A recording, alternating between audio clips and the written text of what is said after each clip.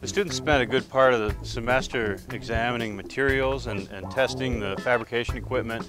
They also learned a lot with different kinds of software packages like Rhino, 3D Studio, FormZ, those kinds of things, and then learning some of the software that they actually use to fabricate the thing, like SurfCam, etc. Once they did a number of studies in interrogating the materials, they began on their main project, which was to develop a transportable structure that they can use as some sort of a vending cart for Grant Park in Chicago.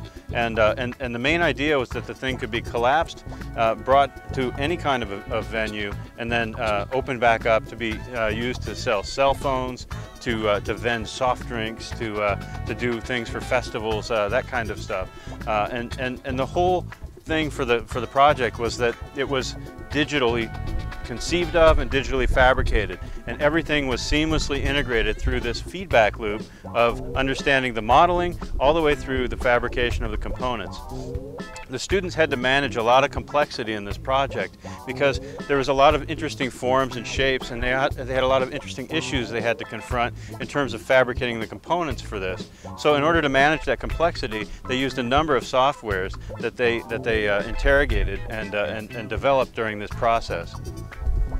In order to build something with such complexity, it's really important that the students work really well together. And by working together, they have to have really good teamwork skills, they have to have really good file management skills, they have to know a whole raft of different softwares, and everybody brings something to the table. This is a kind of an example of how we can examine practice in architecture, and specifically as practice is evolving in relation to the influence of digital technology. So this kind of a seminar allows the students an opportunity to explore these shifting practices.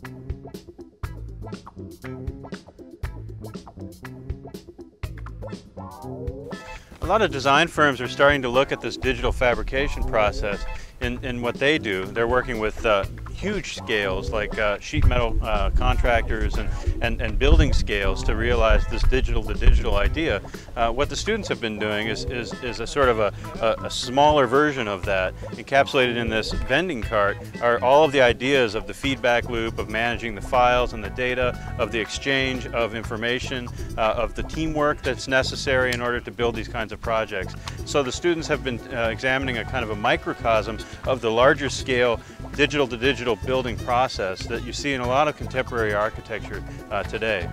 It's a pretty important investigation for the students because they're learning real world skills that they'll be able to plug directly into evolving firms and evolving practices. And this will really prepare them and prepare the firms for the future.